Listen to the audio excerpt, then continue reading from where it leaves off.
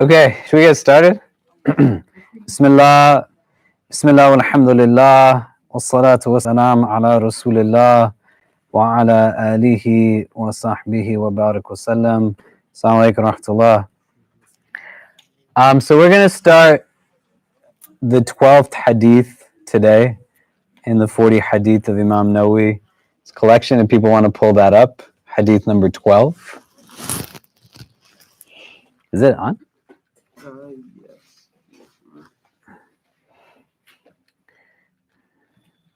Oh, okay.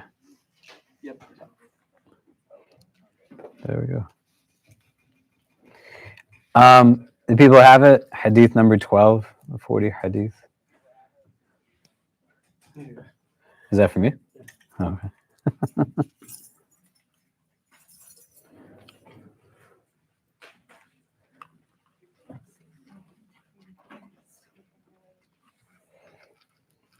Can we get somebody to read? If we can read the English, the Arabic.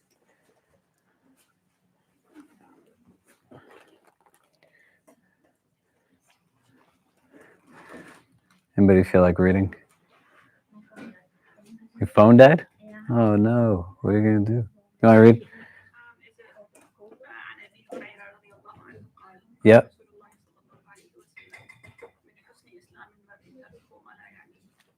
Great. Can someone read the English?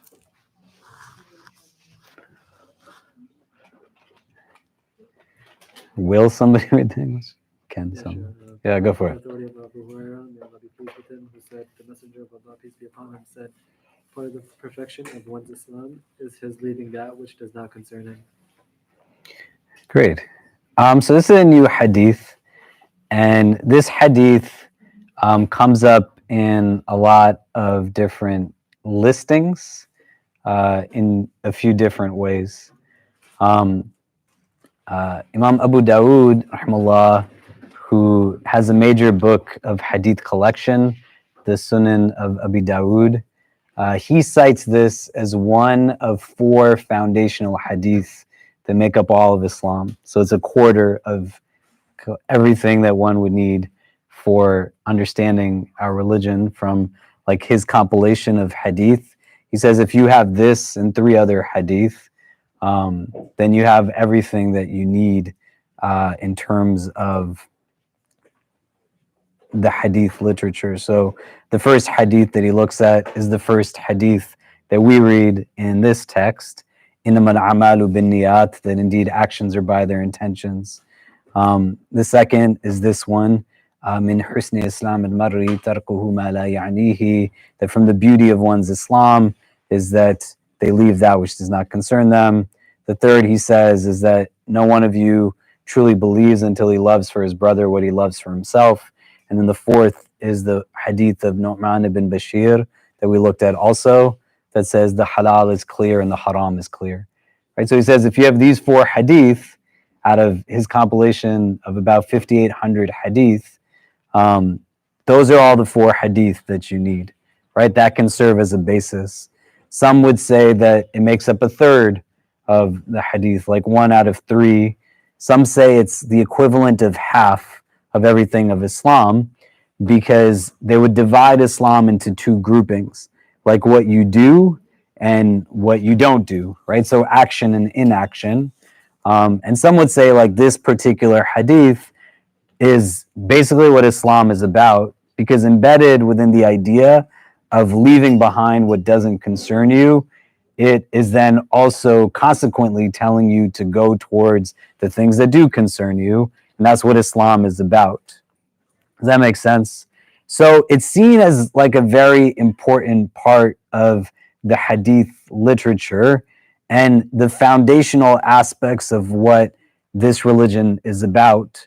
So it's really an important hadith to reflect on, build a relationship with. Then you have another kind of categorization that we'll look at that isn't just about kind of a foundational understanding of religion, but there's a Maliki scholar by the name of Ibn Abu Zayd, rahimahullah.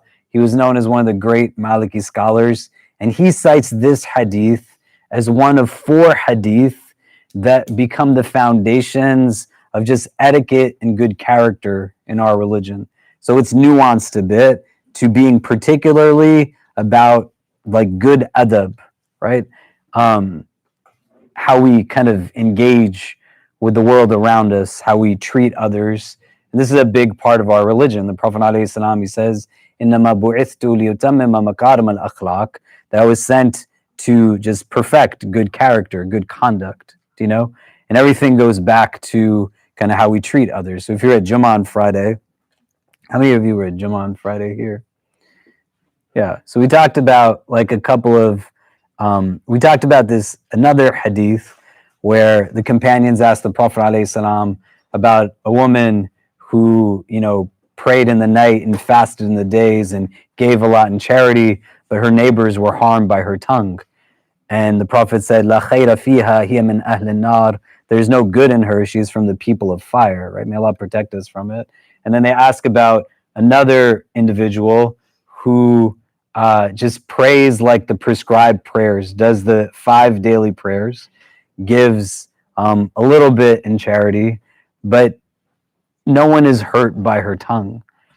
And the Prophet says, Hiya min ahli jannah, like she is from the people of paradise. So we're going to look at this hadith in the frame of this, the 4 hadith that Ibn Abi Zayd tells us about being like the basis from which all like good manners are derived.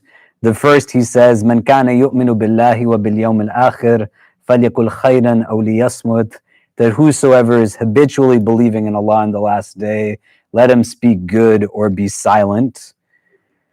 Then the second is this hadith that we're looking at, which is the 12th hadith in Imam Nawawi's collection. Min husni Islam al-mar'i tarkuhu ma la ya'nihi, that from the perfection of one's Islam is leaving that which does not concern them, right? Meaning just like mind your business, you know? So it's not your business whether someone is married or not. It's not your business whether someone has a baby or not. It's not your business like the things you butt your nose in. It's very clearly like why it's a part of character, right?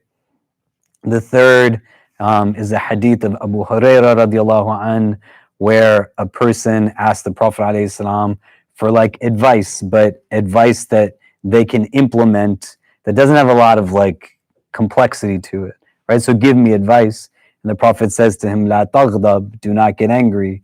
And then again, like, give me advice. La taghdab, do not get angry. And again, like, give me advice. La taghdab, do not get angry.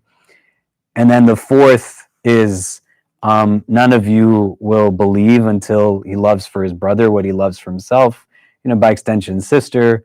And Imam Nawawi, whose hadith collection we're reading, like he says, the word brother, sister in this hadith is not in reference to your brother, your sister in faith, but your brother and sister in humanity, right? Those 4 hadith, Ibn Abi Zayd says, like, this becomes the basis through which all good manners are derived, these 4 hadith. So we'll look at this hadith in relation to that as well. But it's a really important one that we want to build a relationship with.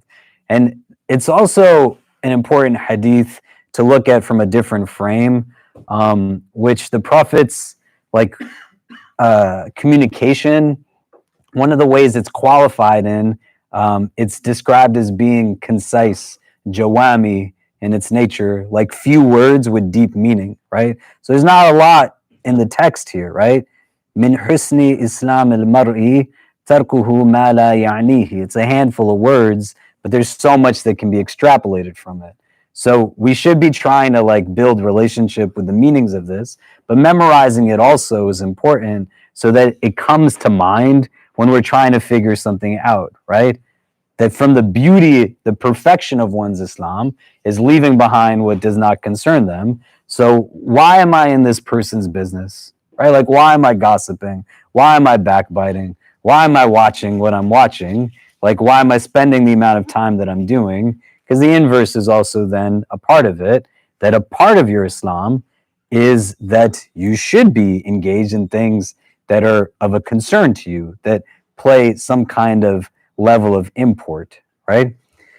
The first part, before we delve into that over the next couple of weeks, Abu Hurairah radiallahu anh is the narrator of this hadith, and we already kind of looked at who he is in a previous hadith that he narrated. I think the 9th hadith in this collection talks about Abu Hurairah as the narrator, and so you can go back and listen to some of that. We don't have to get into it again and rehash it. But the first part here is important to think about before we think about it in the frame that we want to be relieved by, that our Prophet is telling people good characters about minding your own business, right? And we could probably talk for hours about people that we know, Muslims that we know, family members that we know, who always have their nose in our business. But the first part to this hadith is important to understand. Min husni Islam al-mar'i, from the beautification, right? And here, the word husni is giving us an understanding of an Islam that's like complete, is getting perfected, which gives us an understanding that you have capacity to grow in the actualization of your Islam. Do you see what I mean?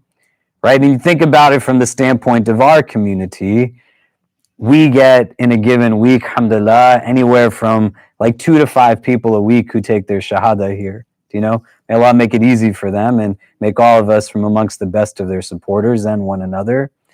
You wouldn't tell somebody when they convert that you said the shahada, now you're Muslim and you're done, right? But there's like a constant mode of gradual progression. And the understanding of it is that the individual is going to have a journey that's not meant to be lonely, but might not necessarily look and feel in the ways that the person next to them experientially is going to, because we'll have distinct challenges, we'll have distinct obstacles, we'll have distinct people who support us or don't support us, individuals who are kind of honoring rights and people who unfortunately dishonor rights. But the idea is that you are working towards a sense that there can be kind of continuity to the growth of my religion. And the facets in which this can be, and why we want to start to see like this collection of hadith all together, is because this religion, Islam, is multidimensional, right? So when we talked about the second hadith, the hadith Jibreel, we're not talking about the completion of faith as just about the perfection of the postures in prayer, which it is. I sat with a guy in my office the other day, and he was talking about how it's distinct when he prays alone versus when he prays with his family members, and he leads his family in prayer, which is a new thing for him that he hasn't done before, his like sibling and his mother. And I said, well, what's the difference? And we like talked it out, right? It wasn't just what's the most obvious, but really spending time to reflect. And he said, when I pray alone, I'm just kind of going through it really fast. And now when there's people behind me, like I'm going at a different pace because I know like so-and-so, it takes them a little longer as they're getting used to prayer to say like the dhikr when we're in a bowing and a prostrating. So I was like, great. And consequently, like what's happening, you're like resting in between the positions. You're not praying like a rooster, the way the Prophet says, don't pray. You're just pecking at the ground. But when in another like narration, a person prays and the Prophet says, go back and pray for you have not prayed. And this happens a few times until the companion says, like, just tell me what I'm not doing. And the Prophet says, like, bring ease, like in between, right? So when you're standing and you go into the bowing, like there's rest in that period, right? You're not burdensome in yourself with it, but like you're in a place where you're extrapolating some sense of tranquility and calm. Do you know? That's one part to this, but the Hadith Jibreel, it talks to us about ritual and practice, but it also talks to us about theology and faith.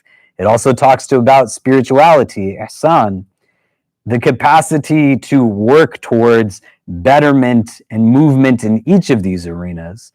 That isn't just about the doing of practice, but thinking about like Islam gives me something to do, something to believe in, something to embody in terms of spirituality.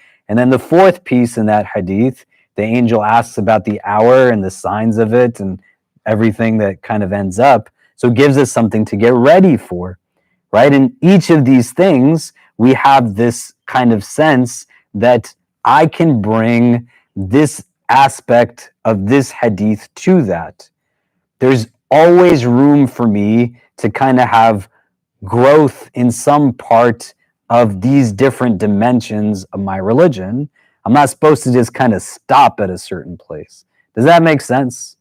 So I'd like for us to do, just so we can kind of get talking to each other, how can one do that in these different ways, right? And you can ideate on it.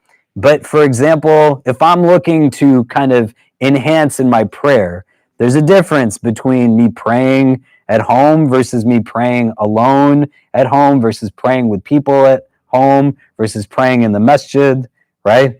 There's a difference between like praying extra prayers versus only doing the obligations. There's a difference between praying once a day versus 5 times a day, right?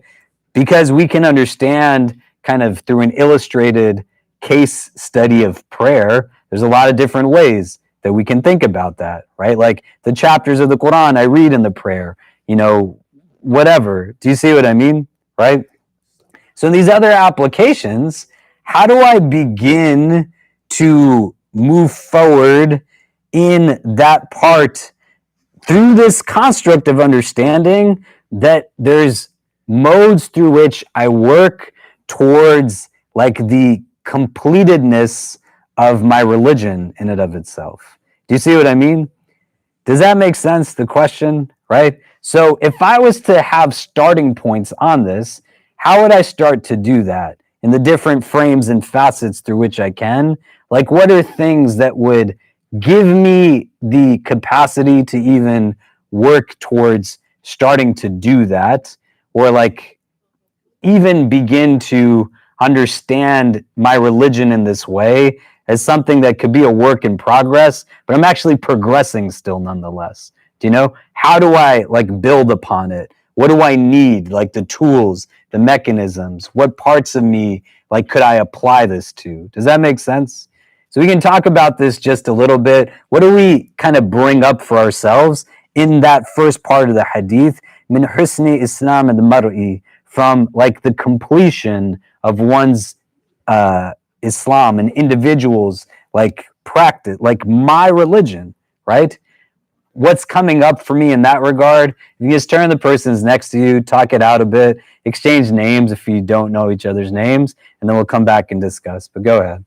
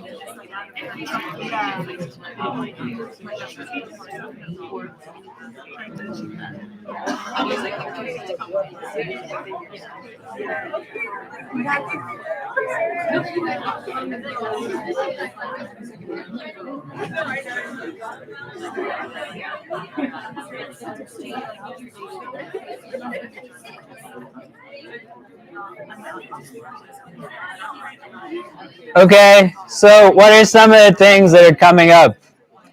Like, how do we understand this part of the hadith? Min husni Islam al-mar'i. What did you discuss? What's coming up for people? Doing it with the community. I'll explain what I mean.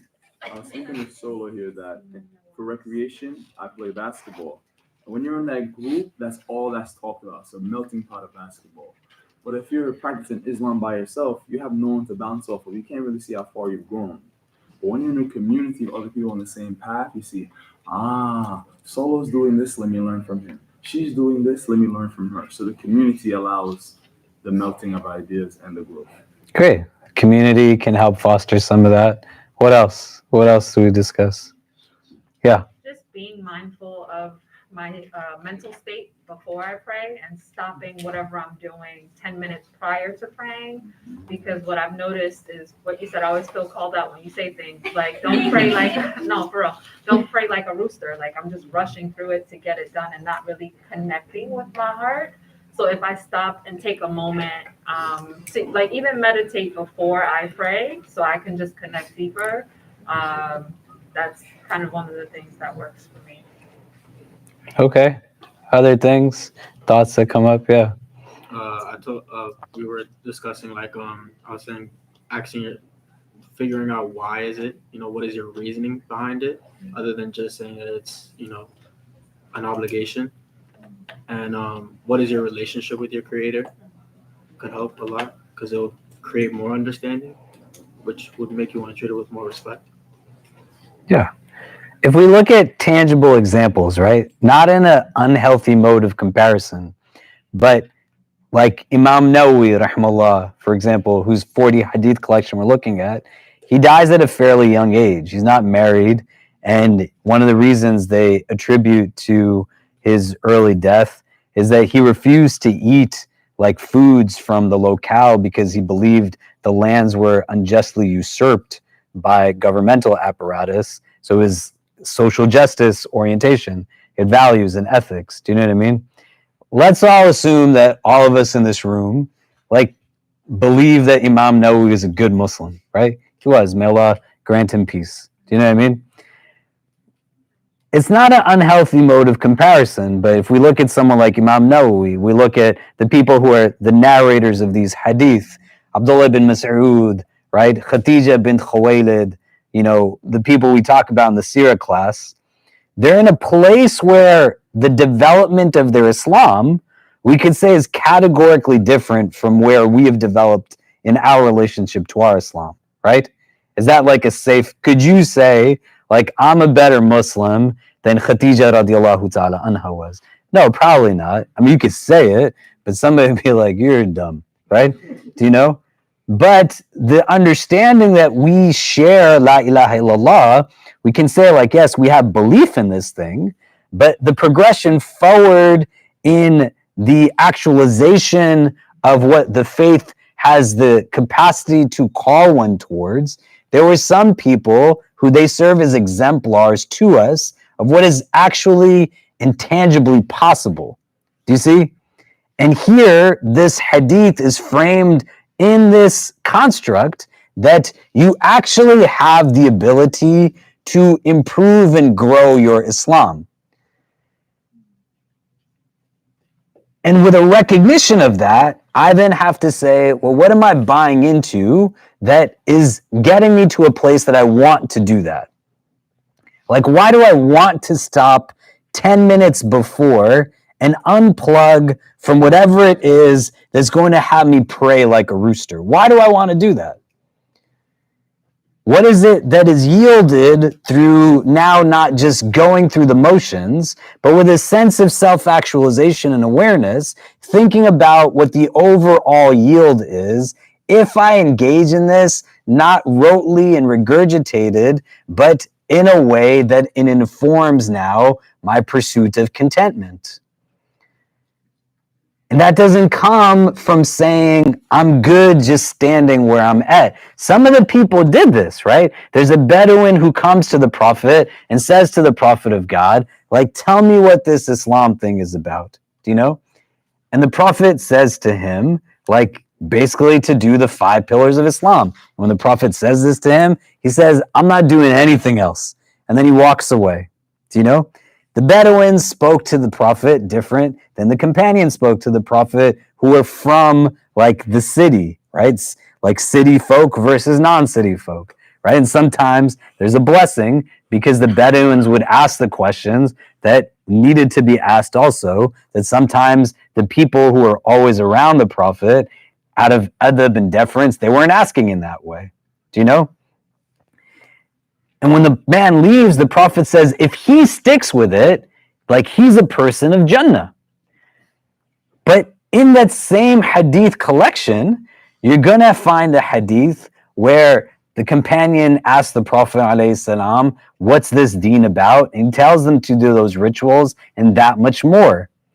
Individuals will be varied in what their capacities are from the standpoint of, like, time, scheduling, all of these different types of things. And this is why what we started with were Abu Dawood saying, like, these 4 hadith together, if you have these 4, that's all you need, right? Innamal a'malu binniyat. Indeed, actions are by intentions. How can you do prayer like a rooster if you've brought, like, a firm consciousness to the prayer, right?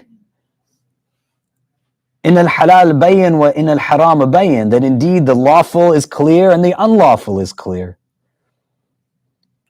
If you have this in tandem with love for your people, love for the people, love for your brother, love for your sister, what you love for yourself, and then this 4th hadith, min husni islam al-mar'i tarkuhu ma la ya'nihi, that from the beauty, the completion of one's Islam is that they leave that which does not concern them. Or on the end of etiquette that we're going to talk about in a bit, where we have the 4 hadith that Ibn Abi Zayd narrates or says that these 4 hadith, they serve as what all of good manners stem from, including this one, mind your business. If we're not doing those things in tandem, and we're just doing but not deepening in the doing through critical, like, self-reflection, then you're going to get out of it what you put into it. Are you different in your Islam in the last nights of Ramadan than you are, like, 2 months before Ramadan's advent? Most of us would say yes. Am I different when I'm standing in the Rawda in Medina, or I'm standing right in front of the Kaaba after having performed Umrah and being there. There's different barakas in these places. But capacities can also be understood within our religion, that in the prism of Islam, in terms of ritual that you do, in terms of iman, theology that you buy into, in terms of ihsan, spirituality that you seek to embody, and in terms of an akhirah, what you're readying yourself for, there is understanding that you can always do it better. The default doesn't have to be that I'm terrible at life. And this is where shaitan will get us. That being better means my default is that I'm worse, right? No, your default can be good, but a good person can always be better. Do you see the difference?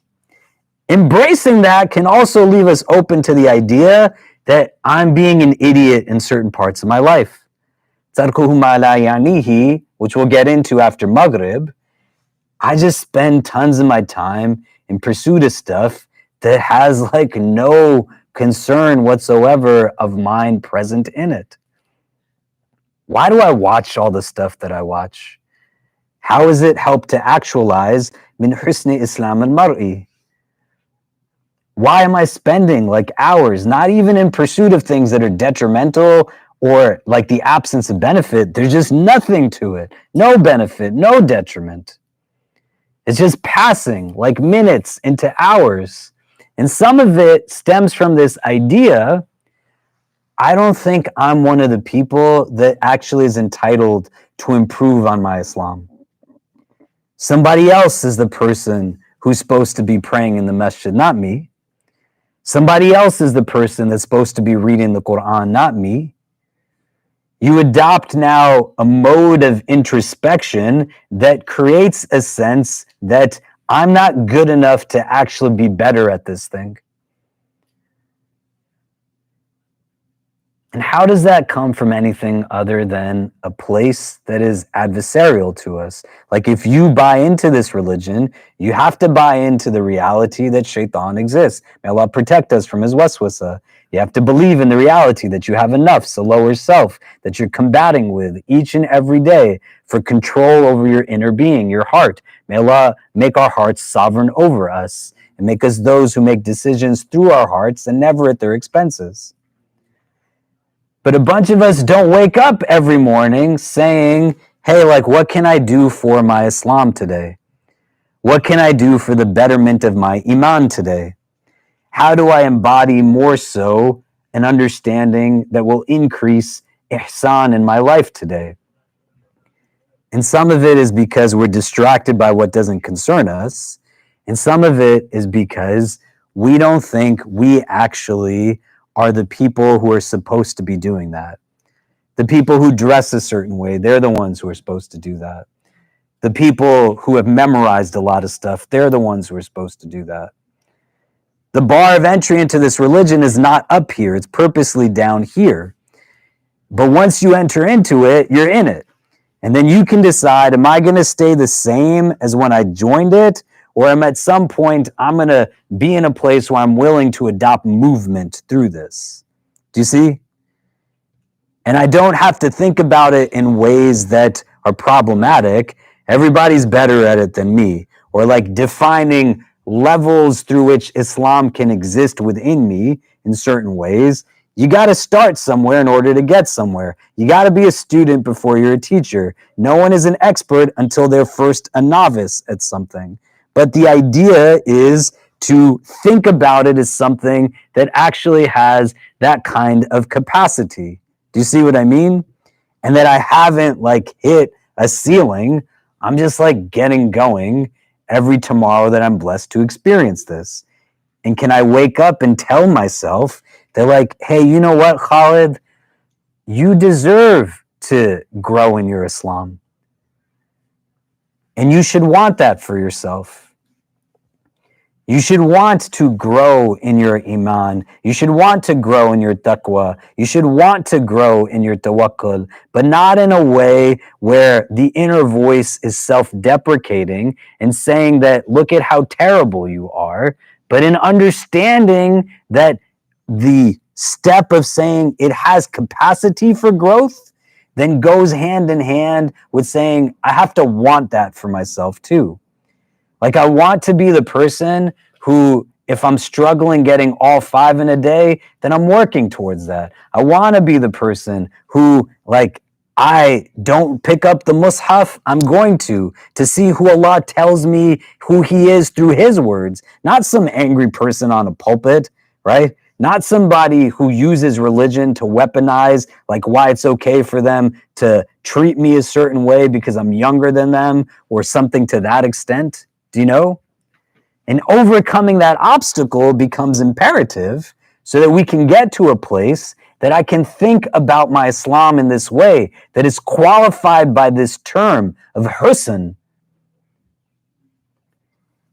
And then a harder question can be, if my Islam has the ability to be described as being hasin, like a thing of beauty, may Allah make it so for all of us, I could also be potentially really ugly with my Islam. I might be using it in ways that it's not intended to be utilized. So I turn it into a suffocating mechanism for others. I make it a means through which I validate, like, mistreatment of people. Do you know? Or it's an afterthought. I just left it kind of sitting someplace and didn't engage it for any portion of time, then I'm going to get out of it what it is that I put into it. But there's opportunity for this to exist in gradations, right? But subjectively, like, you can meet the person you can potentially be tomorrow. It's not comparing to me or you in any way. It's just me trying to be who I can be. And I can't do that if I'm not putting the work into it in some level. You see what I mean? Okay. Maghrib is in, so let's take a pause. If you're fasting, I think there's dates somewhere in the room on the table, or maybe they were being passed around. After Maghrib, we'll give people like a little bit of time just to grab some food, and then we'll resume the halaqah shortly thereafter. How's that sound? Is that fine? Okay. So people can just move their chairs to the side. If someone can call the adhan, and then we'll make salah, and then we'll resume the halaqah afterwards. Wise words. Thank you. Yeah, thanks for being here.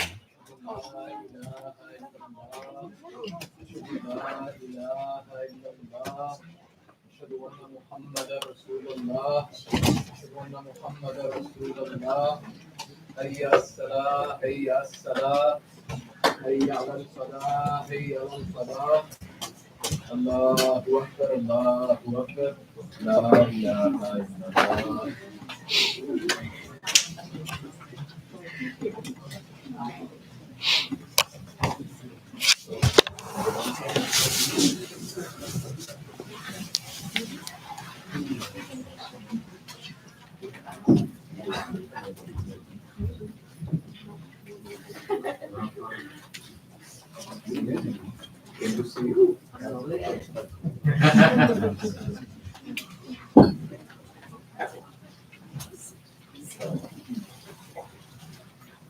الله أكبر الله أكبر أشهد أن لا إله إلا الله أشهد أن محمدا رسول الله هيا الصلاة هيا الفلاح قامت الصلاة قامت الصلاة الله أكبر الله أكبر لا إله إلا الله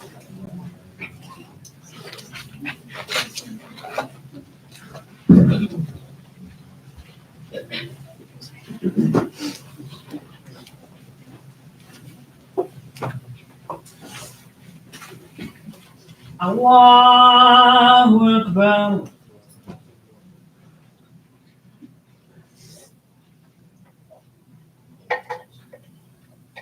الحمد لله رب العالمين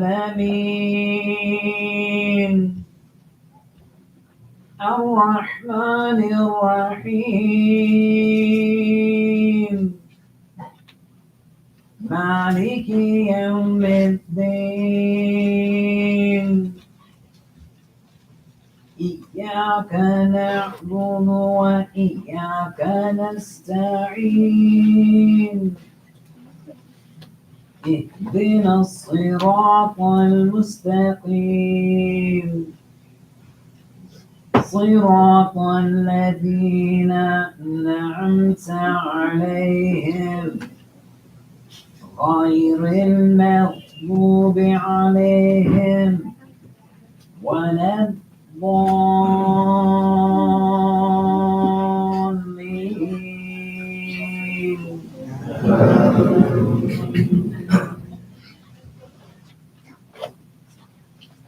أرأيت الذي يكذب بالدين فذلك الذي يدعو اليتيم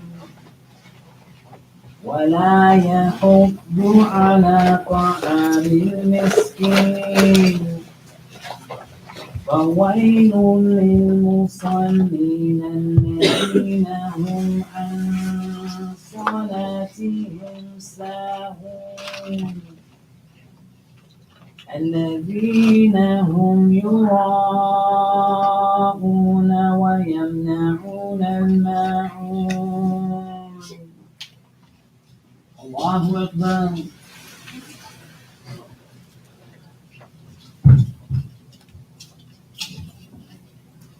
سمع الله لمن حمده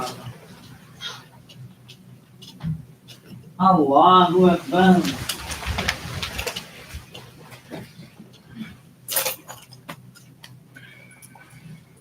الله أكبر الله أكبر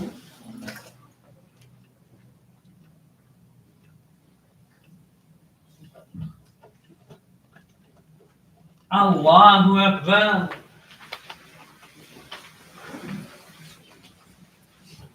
الحمد لله رب العالمين الرحمن الرحيم مالك يوم الدين إياك نعبد وإياك نستعين اهدنا الصراط المستقيم صراط الذين أنعمت عليهم غير المغضوب عليهم ولا الضالين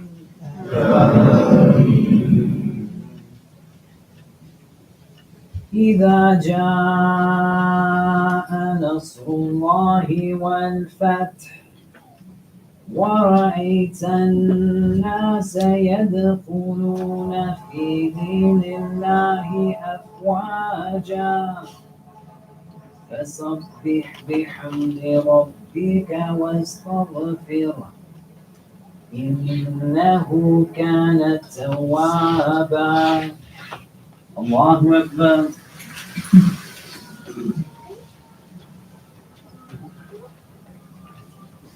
سمع الله لمن حمده الله أكبر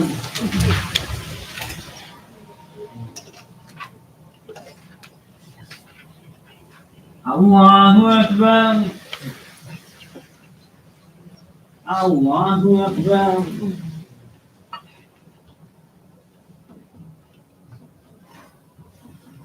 الله أكبر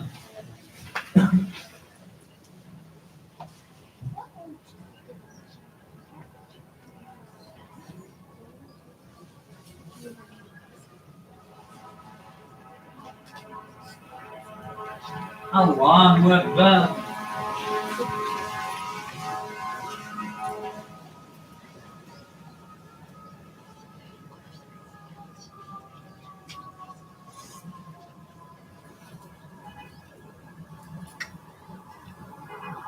الله أكبر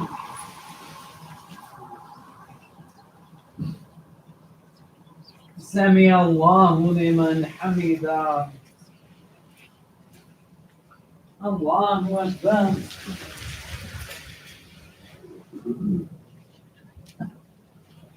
الله أكبر الله أكبر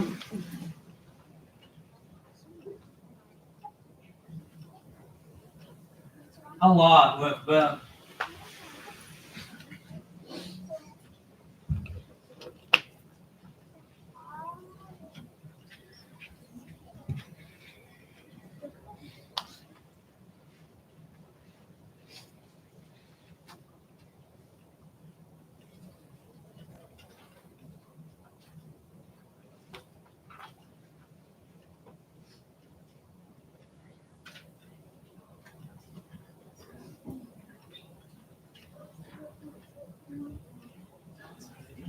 السلام عليكم ورحمة الله.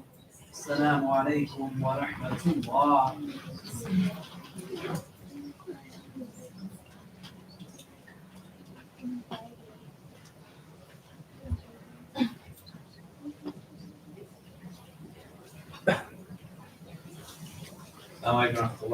Once you're done praying your sunnahs, people, even if you're wearing fasting, you want to grab some of your thought. We'll let people do that for maybe like 10 minutes or so, 15 minutes, and then we'll resume the halakha. For those who are just joining for prayers, on Monday nights we do Darsam 40 Hadith of Imam Nawawi. Tonight we started the 12th Hadith. We've been going through the text for about a year now. So Hadith number 12, it says in Islam that from the beauty of one's Islam is they leave that which does not concern them. So feel free to join us. Isha comes in a little before 8:30, so we'll definitely wrap up everything by then so we can pray all together. But once you're done praying your sunnahs and while you're in feel free to grab some food, and then we'll start maybe in 15 minutes or so.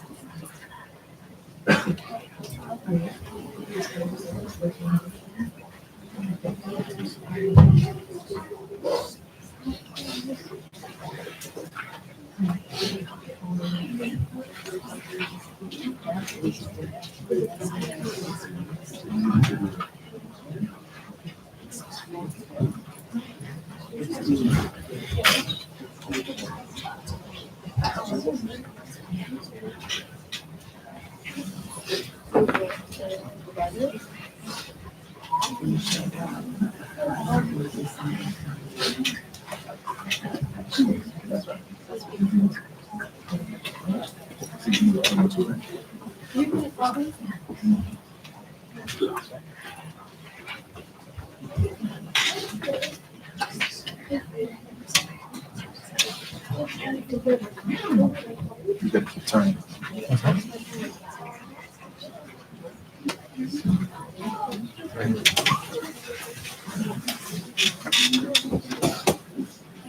I would leave in a second or then.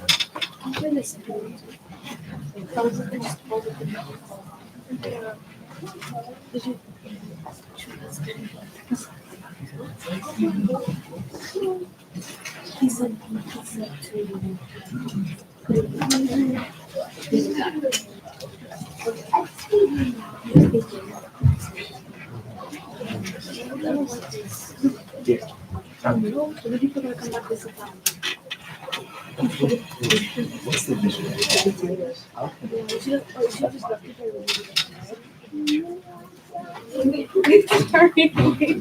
Could you put it back like there? Spot. The same spot? Yeah. Why not the middle here? Why not the middle here? Because people are gonna sit down with the monk. Not yet. He's not gonna start. Okay. So let's put it back after the 15. After the 15, let's put it back.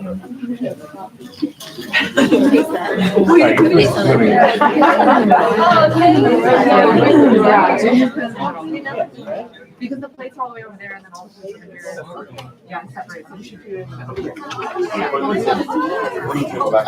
Yeah. Yeah. Or Double side. it's We're with the divider. Okay, we're with the divider. yeah, we can just do it divider. That's fine. So let's put it back. It's the same thing on both sides. I'm sorry. So let's bring it. Yeah. Sorry. How are you, Islamic? Congratulations.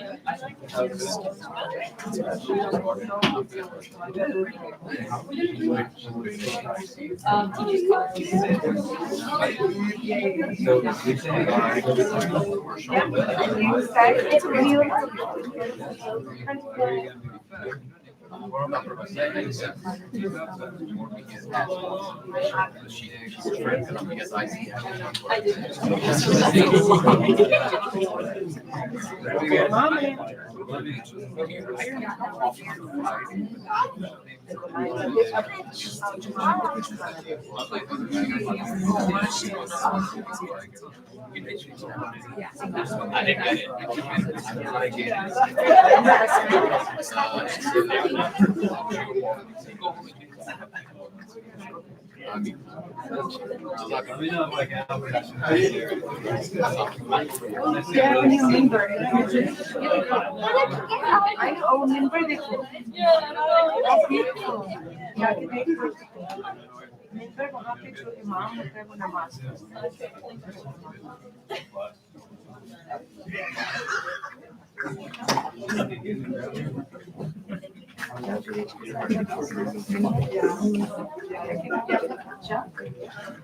Assalamualaikum. You want to get some food? You don't have to wait unless. Guys, once you get your stuff, just feel free to take a seat. We'll start the halakha again in like 15 minutes.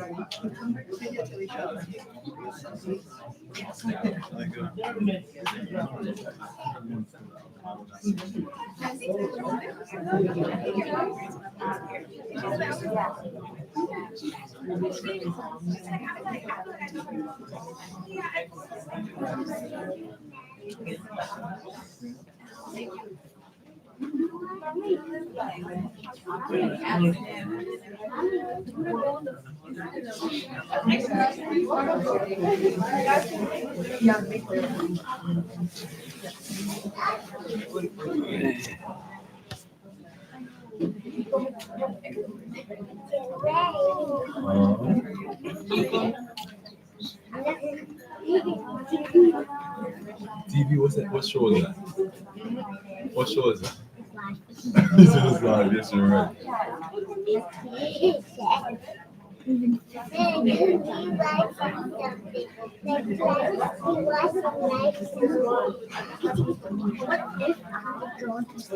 Oh, need the camera.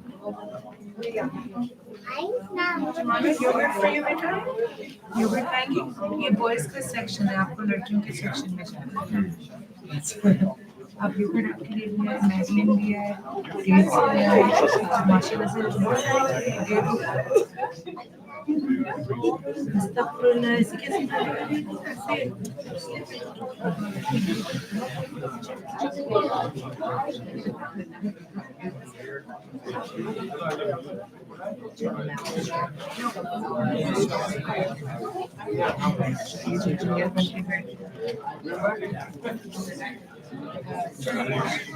He's live. You understand that? No, right there, there's a red light that says live. Aapne salam kiya? You're sitting in front of me. Next time. You want anything to eat?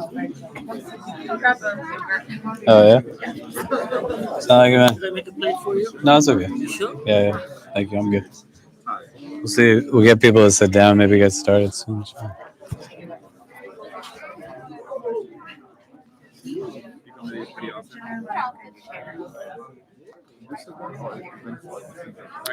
People can just grab them as they sit down. What do you think? Yeah.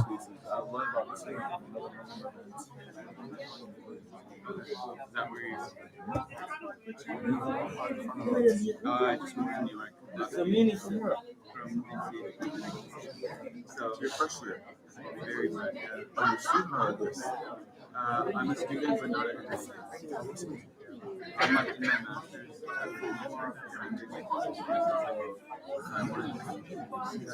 So your doctorate is all wrong. That's pretty cool.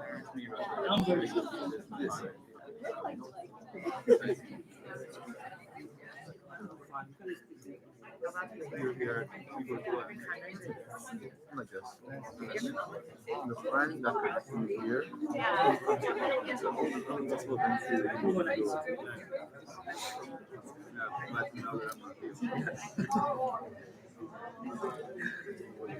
Yeah,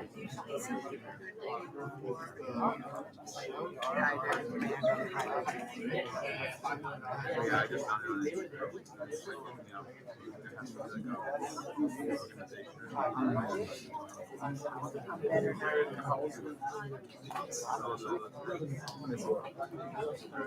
Exactly.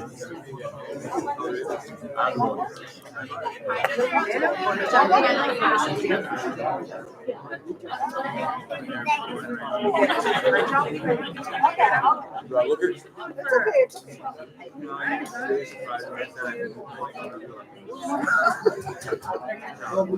We're so sorry. I mean, usually it's like, oh yeah.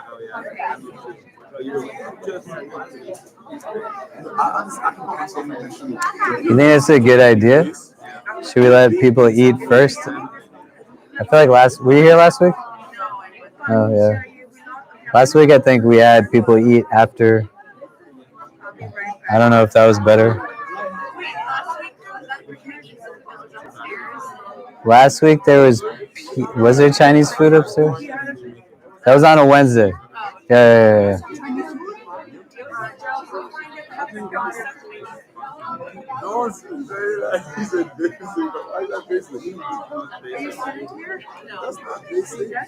Okay, why is that basic though?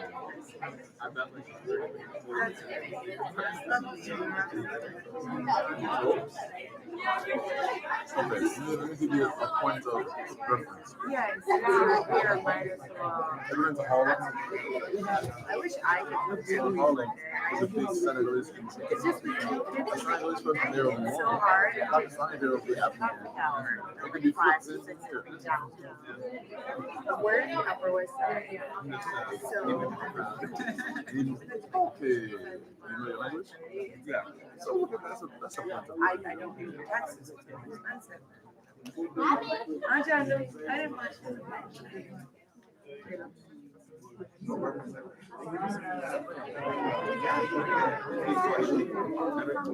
No, so Yeah, like there's several ethnic groups. My group is and I was going to we're going back to this. Yeah. I recently learned that everything in the DMV is so throwaway. You think it's boring? Boring in what regard? In New York, bunch of rich people are working there. It's like very like. I can't eat it. That's also why I'm not eating it. I respect it. My old job, the business trips, and a lot of we're doing sales and marketing. Every time I ask somebody what their work is, I get jokes. It pulls off. Yeah.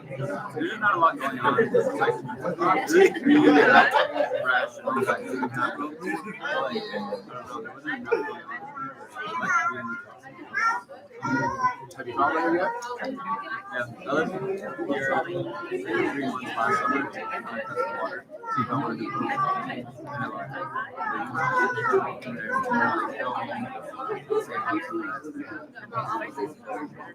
I respect that. Are you married? Are you married?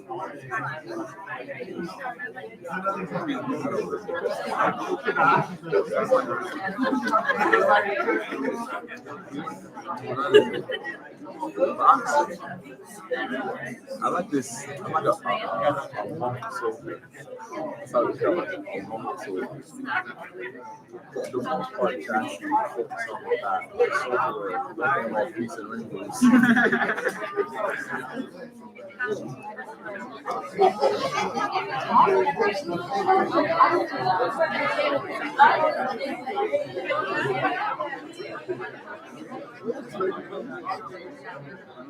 I didn't see it. Pretty fine. But you were sitting up front.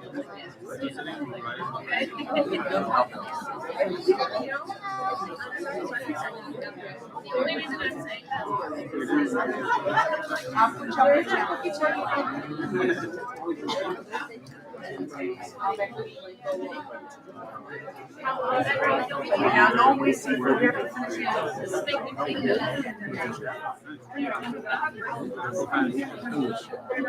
sit down.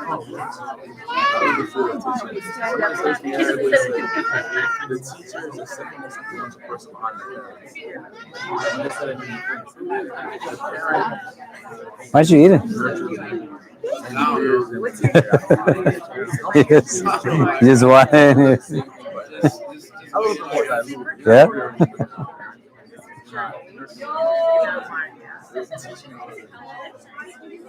Do you like living in Fort Lee? It's pretty nice.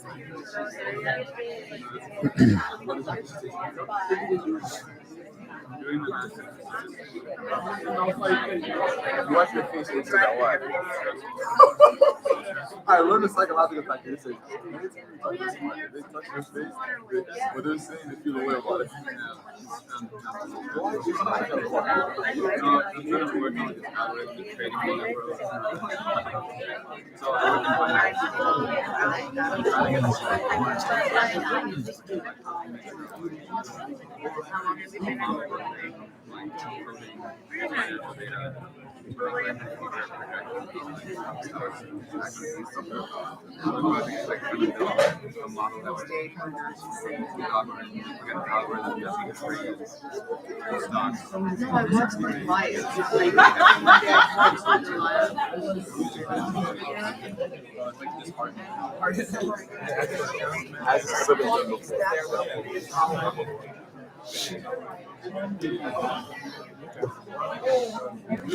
You got a plate? No, go for it. The cooking. Oh man, I'm good. It's homemade. You made them? No. Who made them? I don't know. They're definitely homemade. No. Oh, there's more over there. You don't get any. You can have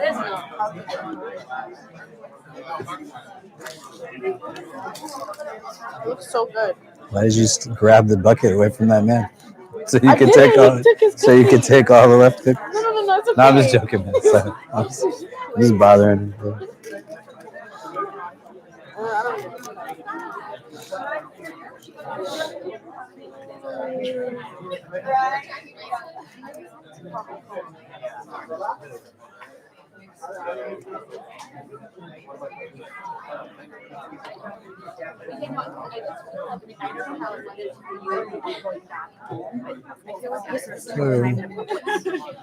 That efficient,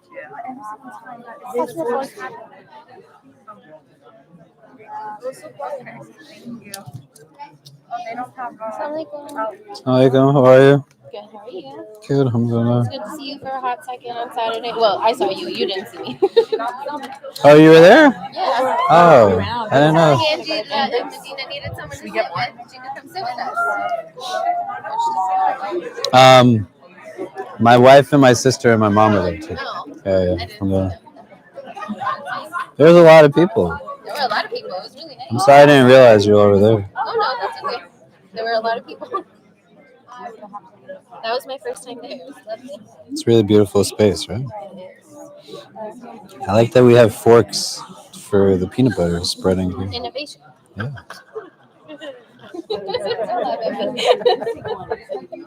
Am I wrong? I don't think you efficient with The fork and the Nutella?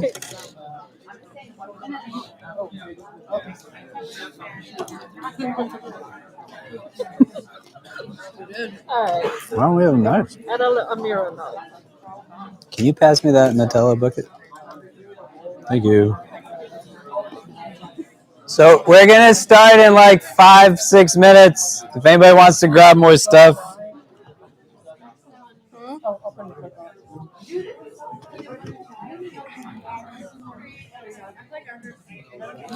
This is so interesting. That seems like a nice combo, Imam Khalid. Peanut butter and Nutella? Yeah. It is, it's great. This is not working.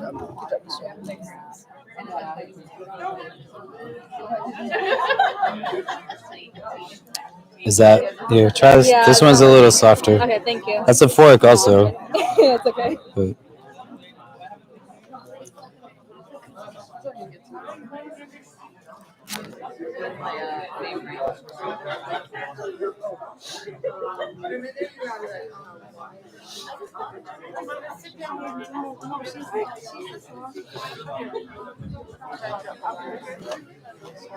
Sorry.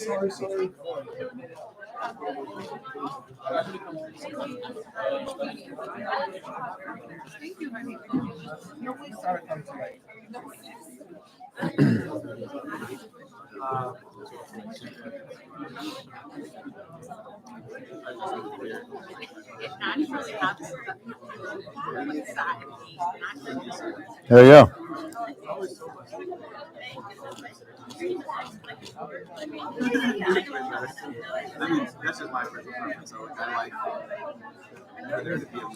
Maybe we should start having tea as it's getting colder. What do you guys think?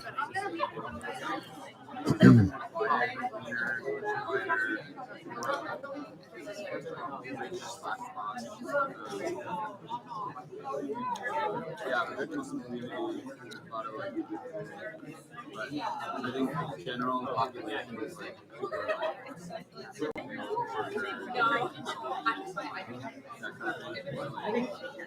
the people that I used to work with and interact with are kind of like 2 weeks per week, but they're the same difference a lot. You've always lived in New York. Why do you want to move? It wasn't really like a set in stone. It was just more like a oh, maybe that's yeah, like maybe I wouldn't even I went there for a summer. Okay, should we resume? No, we shouldn't resume. Can I ask people to kind of move in this way? Is that okay? Can we kind of squeeze back into the center of the room? Just so it's a little easier to kind of talk to people. Can you guys scoot in towards the middle of the space? Can we have everybody kind of scoot in this way? We're gonna get started again. Just Isha's gonna come in. You okay? Yeah. What? Sure. Bismillah, walhamdulillah, wassalatu wassalam ala rasulillah. So, just to kind of recap, I don't know if this works well. I'd love to hear people's ideas. If we kind of, because Maghrib is going to keep coming in the middle for a bit, right? At some point, we'll have Maghrib come in before 7, before the time changes, and then it's like an hour earlier. But if people have ideas on, do we do the halakha in its entirety and then stop and get food, and then people can be more in community with each other? Or do we just do it like this? I think this worked fine, but I mean, if people want to give me some feedback after, that'd be great. So we're looking at the 12th hadith of the 40 hadith collection, Imam Nawawi. Abu Hurairah radiallahu anhu narrates it. Min husni Islam al-marri tarkuhu ma la ya'nihi, that from the beauty of one's Islam is that they leave that which does not concern them. And before Maghrib, we were just talking about what that means, like to qualify one's Islam in this nature, kind of, how you can have a growth trajectory in your level of your religion, right? That it's not just, I learn these things and I do these things and that's it, but there's opportunity for there to be growth and movement forward. But we don't want that to err on the side of self-deprecation. So I'd like for us to do, just so we can kind of get talking a little bit more reoriented back to the hadith. You can turn to the persons next to you, for those who were here before. For those who weren't, you can kind of maybe pick the brains of those who were. Like, what are some of the things we were taking away from that first part of the conversation? What kind of stuck out to you? Just so we can kind of recenter ourselves back. So just exchange some names with the people sitting around you, and then what did you take away thus far? And then we'll kind of jump back into the hadith. But go ahead.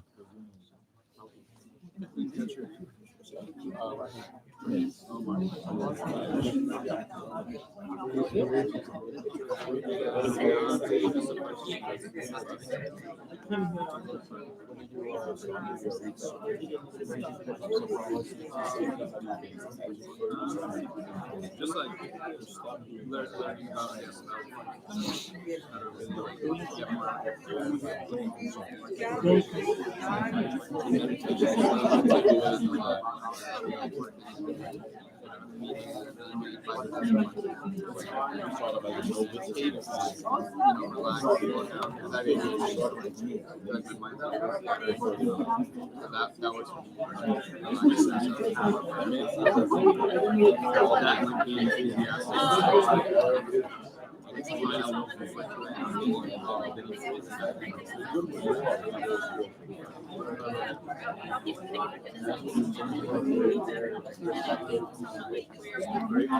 yeah, for the fact that you have that that's like everything. Like, I used to wake up before work and be like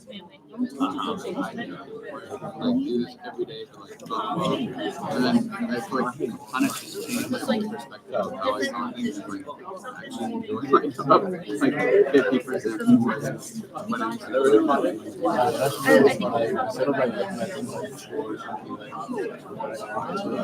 just gotta reframe everything, because your brain will like attach negative association with so much stuff that there shouldn't be. Like, I should Okay. So what are some of the things from the first part of the conversation we were taking away? What was sticking out to people? Maybe we can have a couple of people share what we talk about.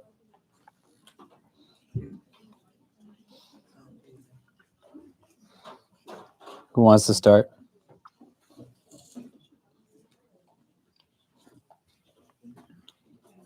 Yeah, go ahead. That there is capacity for growth in our religion and the way we practice it for ourselves. We have to want that. And different places, cities, or positions that you can put yourselves in, like leading a prayer, can help you grow in that. And yeah. Okay, great. Yeah, like we have capacity to grow in this thing of Islam. What else? What are other things that kind of came to mind we took away?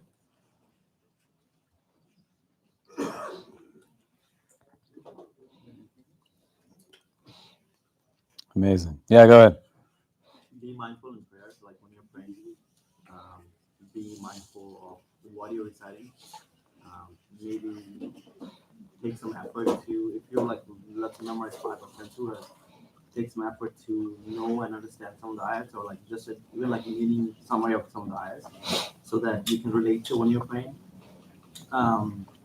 Yeah, so I can give like a personal example. For example, there are some surahs that when I like learn the meaning, I just couldn't like relate to some of the surahs. So I kind of like not stop, but I recite them less. So for example, like Abu Lahab, like Tabat Yada Abu Lahab wa Tab. So that is much more like contextualized surah, which I don't relate to necessarily like in my like right now current life. So I listen that, but I will recite some other surahs, like obviously like class or something else. So yeah. You want to say something? Are you raising your hand? No. So, I mean, spend some time in just thinking about that, reflective, right? Where am I in the state of kind of qualification of this?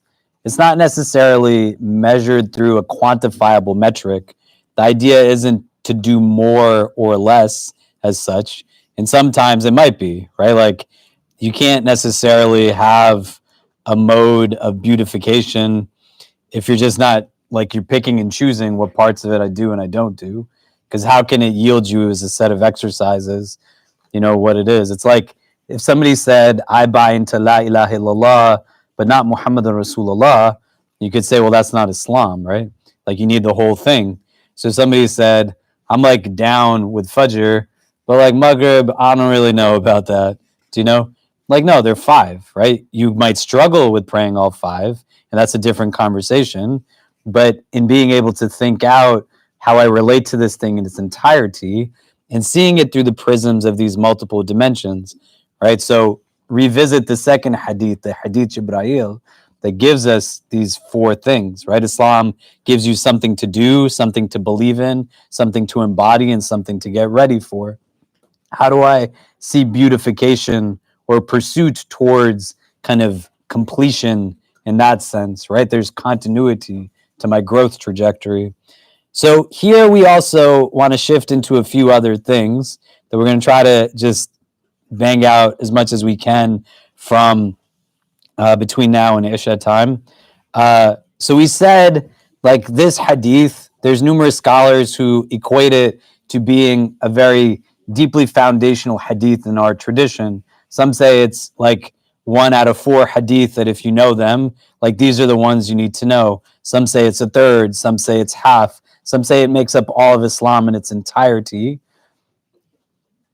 And then we have a nuanced perspective that it's 1 of 4 hadith that all good manners stem from, right? So we said these 4 hadith again to reiterate them.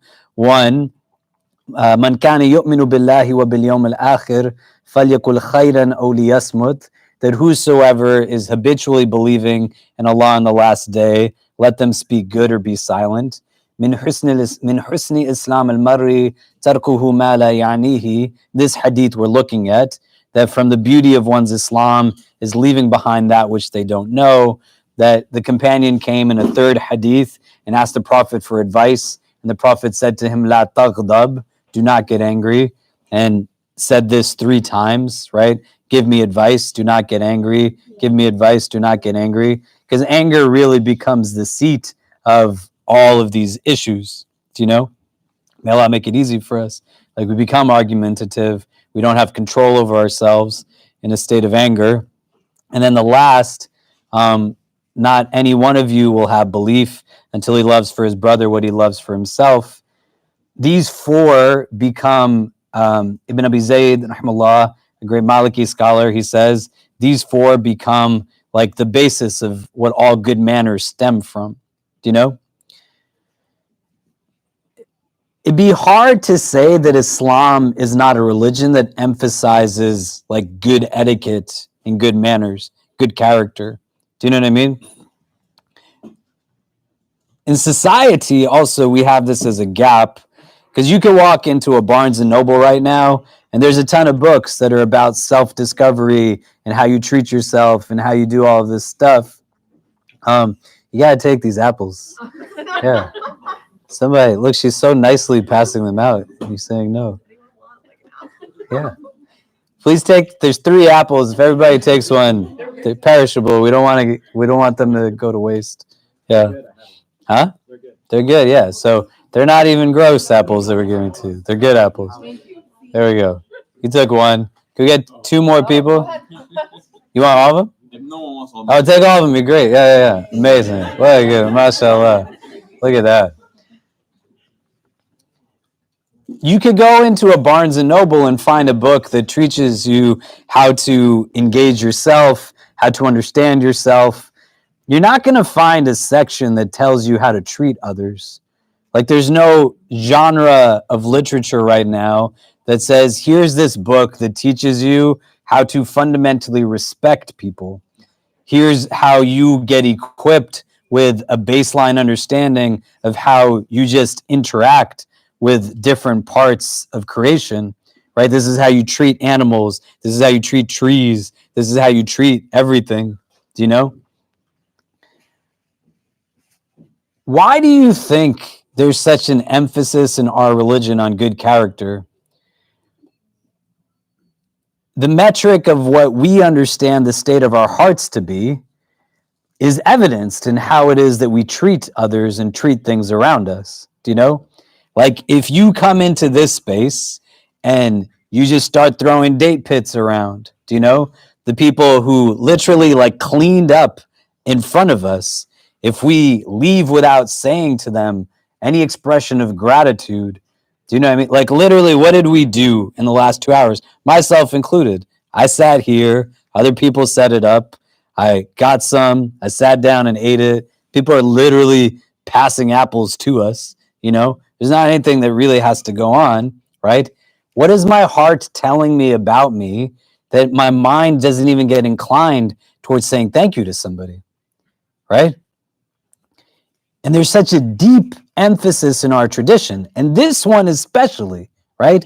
تَرْكُهُ مَا لَا يَعْنِيهِ, like mind your business. Do you know? And the things that we should be thinking about, we tend to leave behind. I can hear the woman in the apartment next to me, like in tears because her husband abuses her. But I pretend like nothing's happening. But I can walk into a masjid and automatically, before I even give salams, just size somebody up and down based off of, well, why are you talking to this person or listening to this thing or not like dressed in this way or that way? And what our focal point and attention can be drawn towards, this thing of character is actually a big metric of being able to determine, like, why am I concerned with what it is I'm concerned with? And why am I lacking concern with the things that I lack concern with, right? Because there's an intrinsic link. If you speak truth and you seek truth, you're going to likely see truth also. And if you're in a place now where you learn about yourself through yourself, and you fundamentally are not engaged in this religion with a sense of character development and refinement, that it serves as a mechanism for me to enhance my ethical conduct. Why do we think Islam emphasizes good character as much as it does? And why do we then see so many Muslims who are jerks, including us? And we don't want to think about this just only in terms of how people have treated us, which is true. But the way Shaitan gives continuity to ill behaviors is by putting it in our heart and then justifying why it's okay for me to do something, but when it's done to me, it's not okay. It's not okay in both directions. Nobody should gossip about you, and you should not be gossiping about somebody. Nobody should lie to you, and you should not be lying to anybody. Promises made in both directions need to be kept. So we can turn to the persons next to us. Why do we think this thing of etiquette is so emphasized in our religion? And then what gets in the way that somehow becomes something that disappears? Do you know what I mean? I gave this example at Jummah on Friday, and some of you were at Al-Maqasid on Saturday, right, where I was speaking with other people, and I shared the story of how my son and my daughter and I were in the subway, and there were some homeless persons sleeping on the stairs, and I gave them some food. And as after I gave them some food, a group of people were walking down the stairs to catch the train. We were leaving, and a woman in the group saw me give the food to the homeless person and then said to me, like looking at my face, not in passing, looking at my face, she said, "You're such a good Christian." Do you know? And like, I'm not, just in case anyone's wondering, right? Alhamdulillah, like, I'm a Muslim. Do you know what I mean? But why does she not associate that action with Islam? Right? Like, why? Do you know? And in Pennsylvania, I said something I didn't say at Jummah, where I remembered a brother that comes to our center that some time ago I was volunteering at a soup kitchen at a church, and he was eating at the church. And he said to me, "Imam, do you eat here too?" I said, "No, I'm just helping out today." And he said, "Isn't it really nice that they give us this food for free? Like, we don't have anything to eat." And I said, "Yeah, that's amazing." And then after a pause, he said, "How come they don't do this at masjids? Like, why don't Muslims do this for people who don't have food?" And I said, "I don't know, man." And he said, aren't we lucky that these Christian people think about us in this way, right? It's not as a PR campaign, but in being able to understand the connection of all of this. Like if your prostrations are not impacting your heart, you could tell. Because if you're a jerk, then you're a jerk. Why are you a jerk? I'm sorry, I know there's kids here. Why are you not? Oh, what a jerk I am, right? But do you get what I mean, right? Like a belief in Allah and beautifying that. Like how can you believe in Maliki Yawmiddin and you're still in a place where you treat people like garbage? How? How do you reconcile these things? So if we can turn to the persons next to us, why do we think this religion gives us these guiding principles on character, how we treat others, right? تَرْكُهُ مَا لَا يَعْنِيهِ. Mind your business. Why is the Prophet telling us this? Why is Ibn Abi Zayd saying it's one of the 4 hadith that all good manners stem from? And 2, what gets in the way, right? Like, why don't we see? There's a million of us in New York City. Do you know? Like, what makes it harder for us? We walk into spaces, we don't give salams to each other. Do you know what I mean? We're in places where we have a sense of entitlement, exceptionalism that breeds like a lot of really terrible egocentric ideas. What's like the disconnect here in our own learning of this religion? So we can turn to the persons next to us, talk it out a little bit, and then we'll come back and discuss. But go ahead.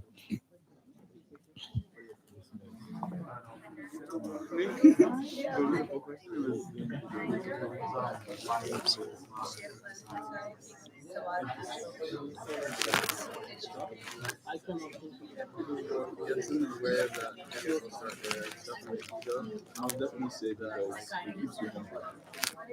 It's easier to be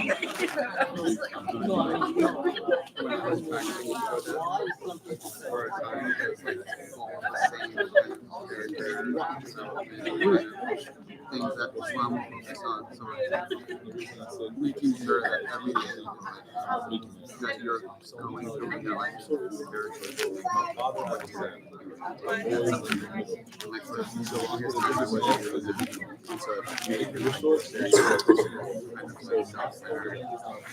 Oh, this person goes wrong, that thing goes wrong. I'm not holding myself accountable. So the question is why are once I kind of let go of that, let my inner spirituality kind of guide me, I feel like that's I don't know. Because the truth is, what if we do that ourselves from everything else? So I would say And kindness is even once we get influenced by this Western society, this lifestyle, modern world, so called. It kind of it's created to distract you. So I feel like that's why most Muslims, at least I didn't grow up with feelings around Remind us again and again to do certain activities. While ever since I've been mother, my mom all these things that I prioritize. Yeah, like now my priority is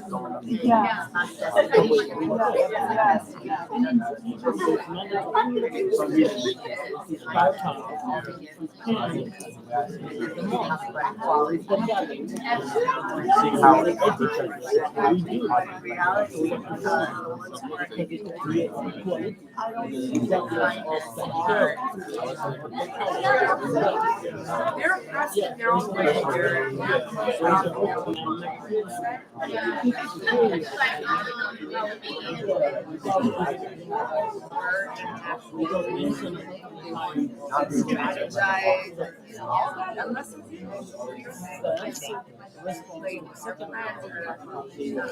definitely the one that so yeah, people forgot. That's what we have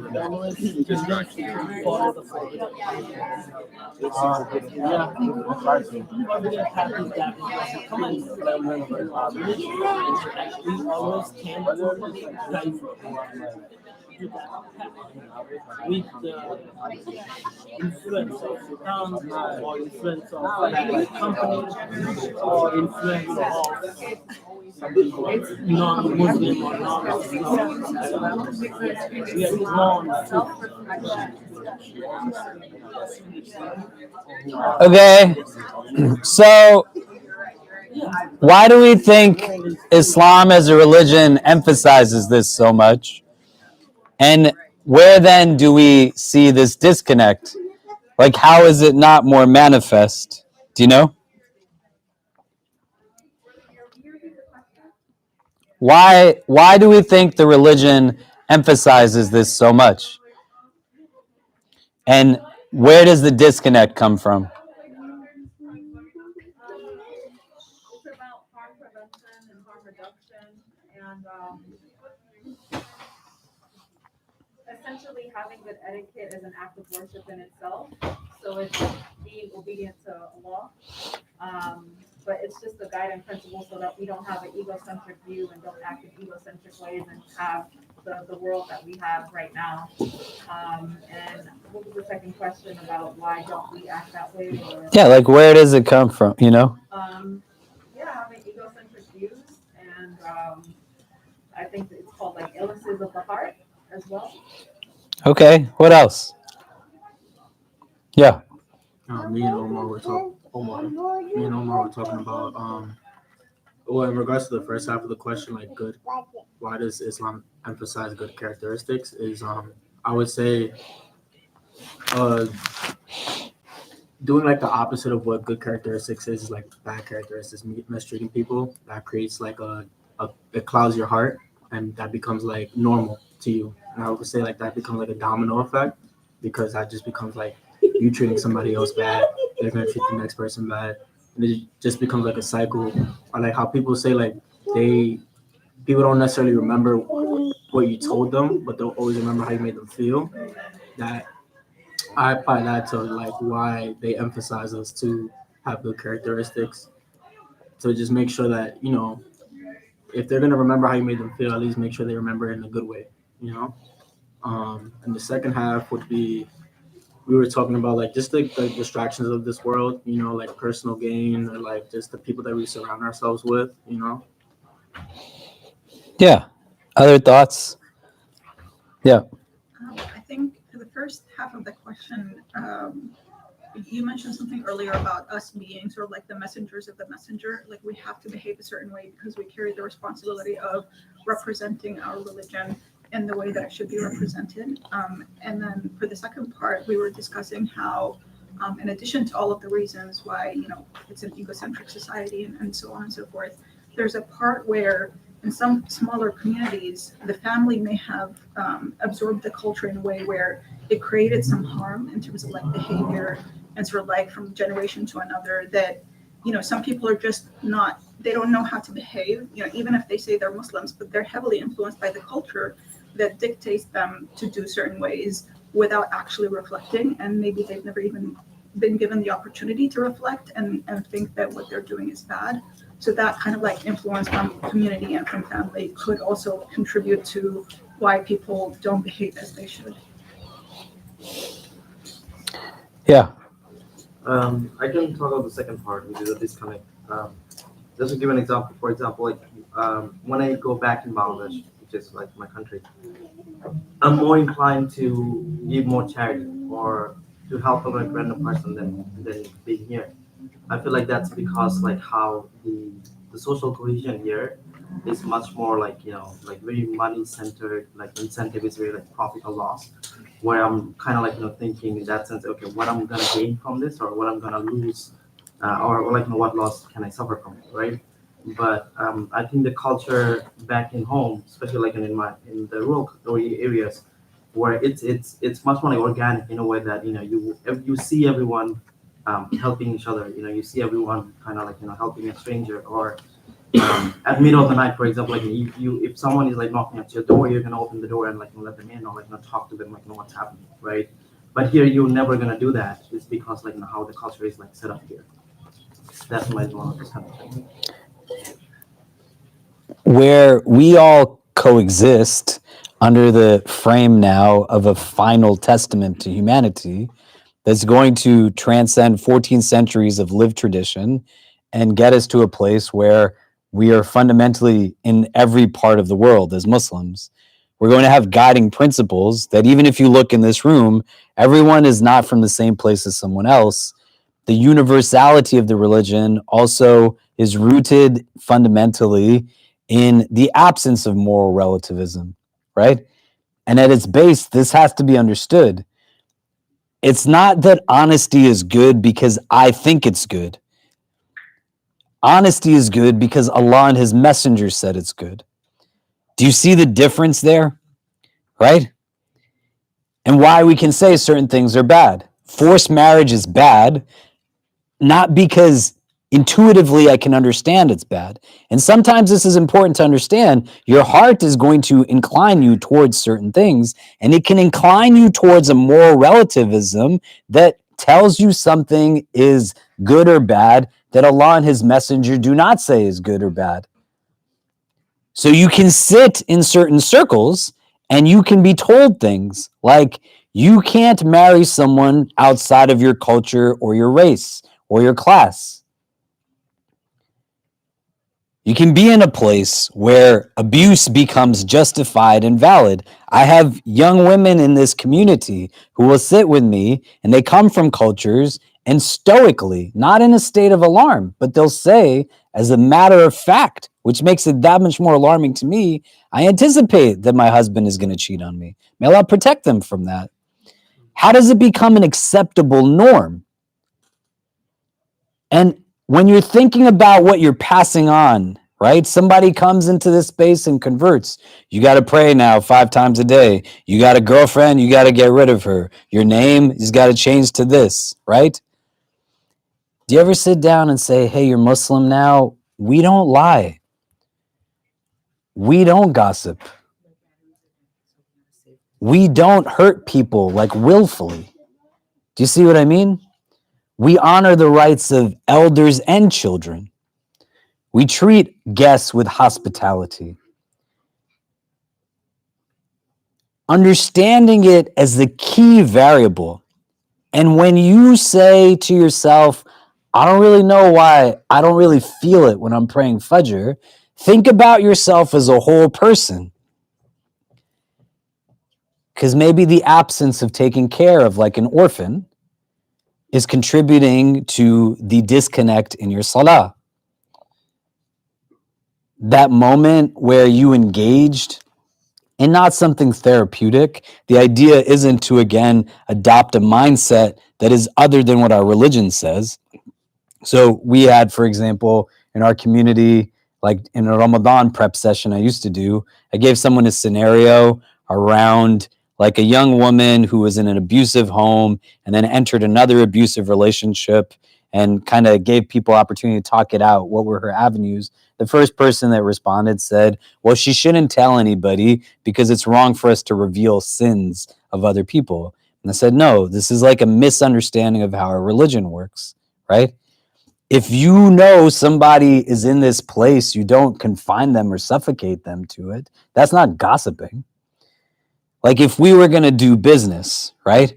Like, and we're in this place where, you know, Raheem and I are going to enter into a store together, and you know I'm a terrible human being, right? You know, he's like, man, Khalid and I, we're starting a store together. And in the back of your head, you're like, I saw Khalid robbing a baby in a stroller the other day, right? You were supposed to tell him. Do you know what I mean? Just because it's your best friend doesn't mean you let some poor girl marry your best friend who's an idiot. You have accountability to Allah. And that's where all of this comes together. You're going to stand in front of the divine. And it's not in a vacuum. And you have to understand this at a nuanced level. It's not good or bad because I think it is, right? I rely on like Allah and Allah's messenger being the determiner of this. And then the ethical system the religion espouses has a universality to it, right? And I've said it a few times. People might think some things are obvious, you know, but our religion tells us to honor human life. All around us, the world is showing how it dishonors human life. And then the parts to this that become important for us to think about, you get to places where you adopt mindsets unconsciously because we're engulfed in systems that breed a need for us to have conditional character with certain demographics and strip their humanity from them to justify why it is we don't do right by them. What part of the world does somebody have to be from for you to not extend assistance to them? Why is it qualified, right? Look at the 4 hadith together. Love for people what you love for yourself. Imam Nawawi, he says the word brother in the hadith is in reference to your brother in humanity, your sister in humanity. Good character is not just, I see somebody who's from the same culture, the same race, the same religion as me, and then I do things towards them that I don't do towards people who are other than that. It's hard to have an Islam that's Haseen if you treat people like garbage.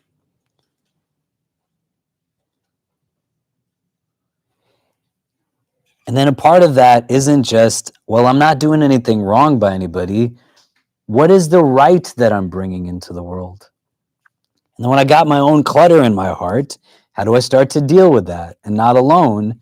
And I come to spaces and I lean on people, or I let myself be leaned on.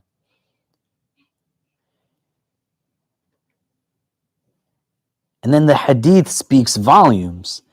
I don't even notice because I'm too wrapped up in stuff that shouldn't be my concern. I spend most of my wakeful hours in pursuit of what? Things that are at the expense of my heart, not the benefit of my heart. And this is where we ask ourselves questions. How much money is actually enough? Why do I need so much more of it?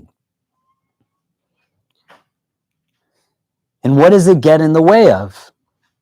Why do I frequent the spaces I frequent? Why do I stay away from other spaces? Do you see what I mean? How could you have a religion that claims to be a last religion for all of humanity, and it doesn't give you overarching guiding principles on how it is that you as a human are meant to interact and engage with the rest of the world? It wouldn't make any sense. Do you see? And then you get to a place where you start to think about it in ways that my understanding and comprehension of it isn't the variable that makes it valid.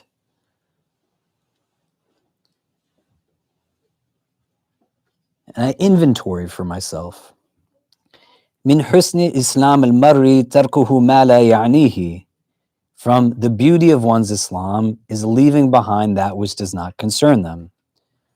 How do I begin to leave behind what does not concern me? Like, what are the steps I would utilize to undertake that? Does the question make sense? Because the hadith has a lot of depth to it, and we're touching the surface of it and interjecting different frames that from here you want to go and reflect on them for yourself.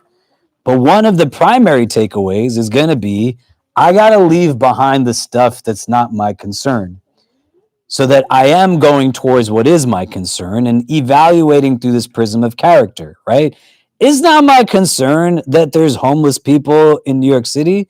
No, man, whose concern is it if it's not Muslim people's concern? It's not you can see it. This is objective. It's not criticism. How many masjids are there in New York? 400 places for Muslims to pray. How many orphanages, foster homes, free clinics, food pantries, other social services informed by our community, not built for us only, by us and for us, but by us and for everybody, or even just for us and by us together, right? There's handfuls of them, if anything, and most are non-existent. It has to be my concern. How do I realign my concern to what should be my concern? Well, the step is I got to get out the way the stuff that shouldn't be my concern. how do I begin to leave behind that which does not concern me? Right? Imam Shafi'i, rahimahullah, he says, if you want to have light, luminosity in your life, leave behind that which does not concern you. Luqman al-Hakim, Luqman the wise, when he is asked about how he ascertains his wisdom in the list of stuff that he goes through, one of the things he says, I left behind the stuff that does not concern me. How do I do this? It can't be just a statement and then I walk on the street and said that sounded like it made sense, but my implementation of it, like what do I do to start off with this? Do you see what I mean? If you just talk this out with the person next to you, like somebody walks in, hey, tell me, oh Muslim, like how do I leave behind what does not concern me? Like what are some of the concrete ways I can individually start to do this? Let's talk that out for a few minutes, and then we'll come back and discuss before Isha comes in. But go ahead.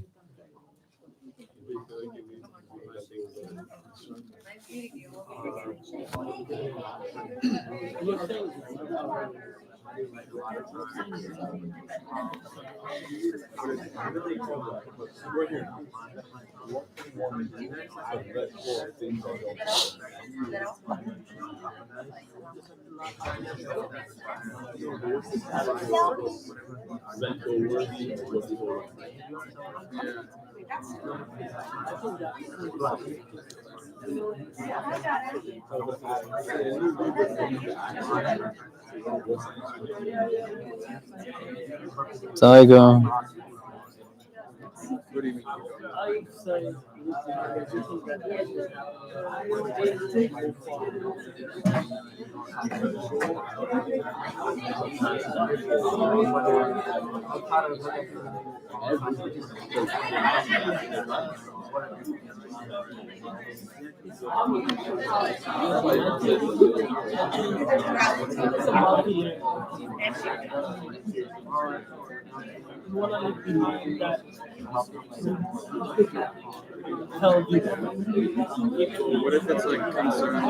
Assalamualaikum, how are you? Assalamualaikum, how's it going? I just met this sister. Okay. Sister in class. She says that she's been here for a month. Yeah. You know her? No, I don't. Anyway, I just started. Yeah, so nice to meet you. So I just wanted you to meet her. So. Okay. What brings you to the city or to NYU? I started my PhD. Great. So we have a lot of programs we do for grad students, undergrads, community-wise. Are you on our mailing list and things? Yeah. Okay. Well, anything you need, let me know, please. And we can introduce you to a lot of people, inshallah, as the semester goes. Yeah. Sure. And I just want to say, when Imam says anything to do with it's not just lightness. You know, if you need something for Yeah, alhamdulillah. Yeah, anything that comes up, just let us know, inshallah. Yeah? Okay. Exactly. Thank you. It was nice to meet you. Assalamu alaikum.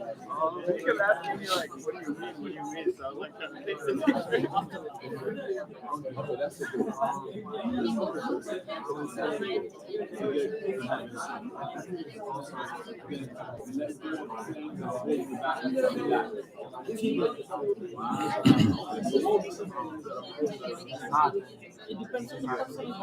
No, I think this could be a decade.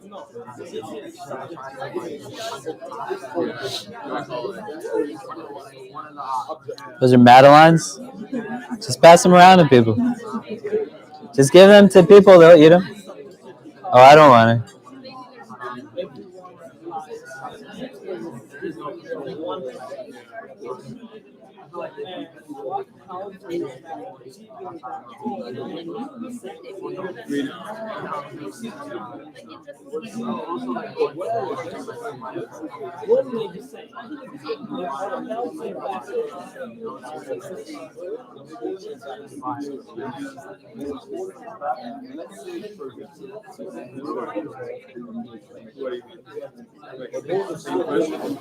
Yeah, I mean that question is actually super applicable. It's kind of Okay, so where would one start? I'm trying to leave behind the things that don't concern me. Like, how do I begin that process, right? adopting this hadith, min husni Islam al-mar'i tarkuhu ma la ya'nihi, that from the beauty of one's Islam, the Prophet says, is leaving behind that which doesn't concern them. Let's talk about it for a few minutes, and then we'll call the adhan for Isha and pray. But what did we come up with? Yeah. I think Ayan shared something very insightful. He said the first step is identifying that which is our concern, and that will help us understand what is not our concern. Great. What is our concern? As a Muslim, like what should your concern be across the board? A room as diverse as this, what can be a common concern for all of us? Huh? Obedience to Allah to achieve what? In order for what? Huh? Yeah, man, like I want to go to heaven. Don't you want to go to heaven? Right? I don't want to go to hell. Do you want to go to hell? You don't have to think about it in a black and white hellfire and brimstone, but as I'm trying to create a metric of measurement, how is this thing going to bring me closer to Jannah? And how is it taking it away from me? The world is not supposed to be Jannah. This is dunya. If you want to live Jannah here, then why do you need it in the next world? Right? So right at the top of that list has got to be something that doesn't see you as a finite created creature. You and I are created beings, but we're created for eternal existence. May Allah make us people of Jannah. So what is going to bring me closer? And this is an important thing to understand because the list after is not going to look the same for everybody. The only thing that is a collective gift for each one of us is the ni'mah of iman. Everything else has the possibility of being a blessing or a fitna, a trial. So for some of us, wealth is a blessing, and for some of us, wealth is a trial. For some of us, marriage is a blessing. For some of us, marriage is a trial. For some of us, family is a blessing. For some of us, family is a trial. You can apply it across the board. A house, a business, a child, many children, whatever it is. But the framing of it requires a list that says, these are things I should be concerned with. What's then after that? What else can we do? Or in addition, or a first step, what else do we discuss? Yeah.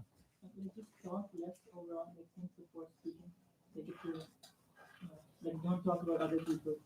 Don't talk about good things. Yeah, great, right? And there's a lot of different things you can extrapolate from this, but because all of us is connected to the rest of us, if I want clarity, the things that fog up my heart, I have to be able to acknowledge those. And if I'm sitting engaged in just self-talk that's negative, or I'm speaking just all kinds of things, numerous hadith link the heart to the tongue. Do you know? That's just how it works. I don't know why that's how God made us. When we stand in front of him, you can ask him, why did you do that? But all kinds of hadith speak about how at the base of it all is going to be like the tongues that we have and how we use them. Do you see? What else? It's like somebody's trying to figure out, how do I leave behind stuff? Yeah. I think that we should think first what benefits we have of that thing that we want to live on. Like the thing that we have to do, we have to check if we have benefits. Like if we want to enter Jannah, the thing is that we have to do what benefits we have from that work we do to enter Jannah. Like if we subhanAllah enter the hell, we don't have benefits for that work. And I think that's one of the reasons to check what benefits do we have from that work, so we can leave. If we do something and we'll think that that work doesn't benefit us for good thing, then we have to leave. Yeah. And the metric of this comes from where? Like, read the Quran, read the Hadith. It's not, I think, I feel, I want.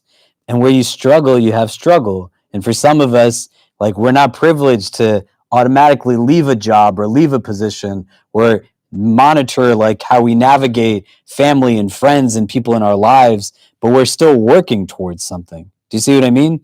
And key in this is going to be moments of rest and reflection, like contemplative efforts that have to happen. If the Prophet of God can experience like the difficulties of Taif, he can stand at Badr and Uhud, he can see his children pass from this world before he passes, lose like his uncle and wife in the same year, 40 days apart, after they've experienced for 2 to 3 years a boycott where they're eating at one point like leaves off of trees, and he still takes time for his heart, then you can take time for your heart, and it becomes what you see the world through and not just what is most apparent and reductive. Do you see what I mean? We have inherited a technology that fills our time up with content, most of which is superfluous. And when there's not intentionality rooted in it, like you have to leave behind that which does not concern you. And really think about, like, objective. It's not just like, yes, I am agreeing, but then I don't do, like, you really think about it. I start at one place and I end at another place. Why is that? The word for futility in this regard in our religion is called laghu. Something is laghu when it bears neither benefit or detriment. It's just futile, right? The companions, when they are narrating hadith of the Prophet about what this thing is, they say, "Kullu shay'in laysa min dhikrillah fahuwa laghu," that anything that is not rooted in the remembrance of Allah, then that is laghu. The remembrance of Allah is like a consciously driven remembrance. Anything you can't bring presence of mind into, that then creates that parameter, right? And it's going to vary for some of us versus others. Do you see what I mean? Ata ibn Abi Rabah, he sees two companions talking about laghu, that which is futile, and they name explicitly four things that are not. They say, running between two lines is not laghu. Spending time with one's family is not laghu. Swimming, they mention as a third, and a fourth, taking care of one's steed, right? The outward manifestation might be something that one would say, well, like two of these are about physical exercise. One is just about spending time with family, right? My mom was here for a while. Some of you met her and spent some time with her, right? If my mom and I are sitting watching TV together late at night, it's not a waste of time. The intentionality is I'm spending time with my loved one. It doesn't have to be we're sitting there reading Quran every wakeful moment of the day, right? There's hadith that say, the Prophet says, like, don't make the Quran boring for people. Do you know? To be in a place where you take care of your steed, like by extension, the blessings you have, you exert care towards them. Aside from the specificity of exerting care towards another living creature in our tradition, we talked on Jummah about these two people, a woman who is entered into the hellfire because she takes a cat or a kitten, the hadith names it could be one or other, and ties it up and prevents it from eating. Like she's not feeding it and she's not letting it on its own go and eat vermin like as a cat would by itself. She says, because of this this is an act of cruelty. Because of this, the woman is put in Jahannam. May Allah protect us from it. And another hadith, a woman who is a prostitute comes upon an animal that is thirsty near a well, and she takes her sock, ties it to her veil, lowers it into the well, and quenches the thirst of the animal. And from this act, Allah gives her Jannah, right? You can understand from these different things. One of the things we can take from all of it, you can't know the things you don't know. And as much as akhirah and my relationship with my heart and all of these things have to be a concern for me, you have to build into your routine some aspect of knowledge acquisition that deepens viewpoints, right? Like if you go to this school or any other school, there's literally a building that is filled with probably trillions of pages of information, ideas and viewpoints that people have conjectured and deliberated upon for centuries. All you got to do is pick up the book and read it. That's the first revelation tells you, Iqra, read, right? And it's not that I don't know, but also thinking about what you have ability to know, and you're choosing not to know it. And the good crux of it is that I'm just spending my time in pursuit of what? In order to achieve what? Why do I want fame and money so badly? Why? What if what I'm being protected from is a result of the absence of certain things I just don't fundamentally understand? But I don't need to understand it for it to be something that's true. Inventory for yourself at the end of today, at the end of the week. Not what's coming forward, but just the week that was spent. How much of it was in stuff that should have no concern to you? And then it's taking up the space of the things that are concerning to you. If I sat and just scroll on my phone for hours, I play games for hours, I gossip for hours, who's going to raise my son and my daughter? Who?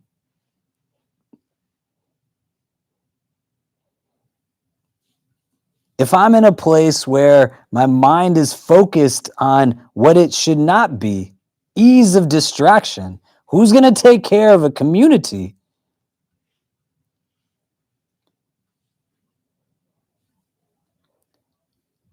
And if I don't build into it a sense of the importance of me taking care of me, you can't take care of other hearts if you don't take care of your own heart.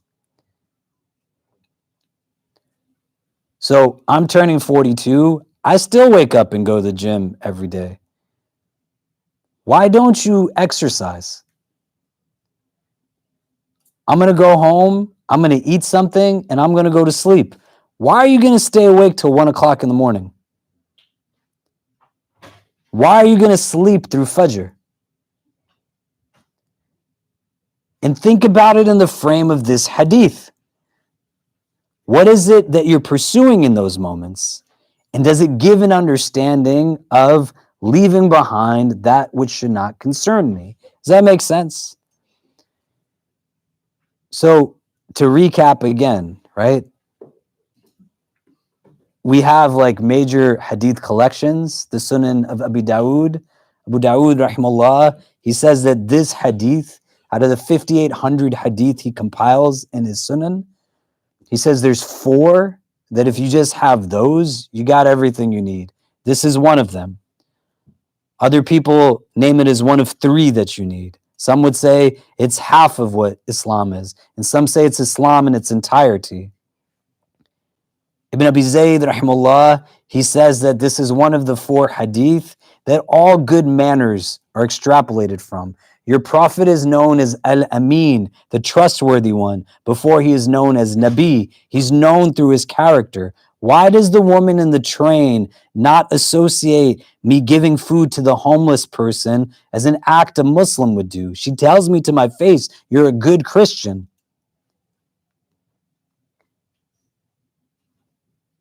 And then I have to want it for myself, like the good character. Do I want to be the person who justifies saying, it's not my concern that women are getting abused. It's not my concern that there's more refugees in the world than anything else. No, it has to be your concern. And you know why? Because there's kids who go to this school and other schools that you all went to, and they're using their spiritual gifts to build the weapons that are killing the babies in the world right now. That's what happens when you get to the cusp of an absence of concern. And it's possible. You should be concerned about the feelings of others and how you treat others and how you engage others, as much as you should be concerned about how you are treated and how you also in turn treat yourself. You get home tonight, just write down at the top of a book, what are the things that should be concerning to me? And write a list for yourself. Be open to it.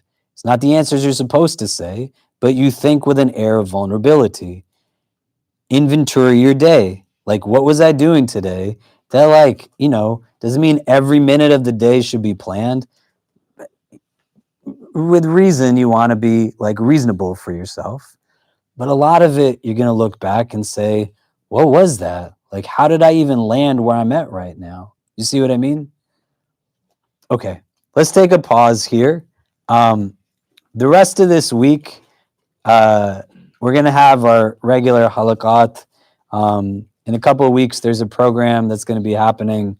Our convert group is doing a picnic in a park in Central Park. In Sheep Meadow in Central Park. Amazing.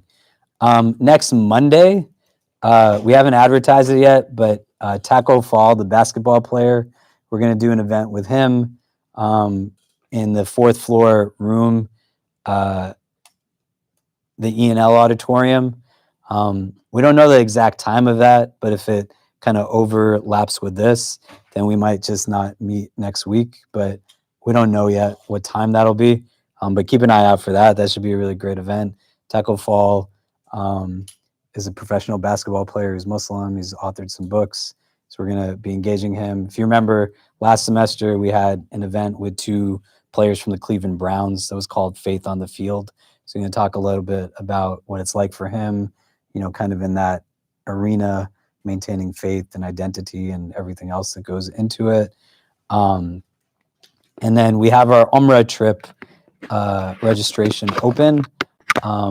So if you're intending to join us, I would recommend signing up sooner than later. I'm going to be taking a group from January 2nd to the 11th, and Sheikh Fawaz is going to take a group over President's Day weekend in February. It's open to anybody to attend, but the seats are getting filled up pretty quickly, and we're not going to have an unlimited number of seats. So please do fill up your application soon and help us spread the word so that you don't miss out just because we ran out of seats. It's actually a lot more registrations right now than we've usually had at this time. So there's a good chance that it'll get filled up in the next few weeks, inshallah.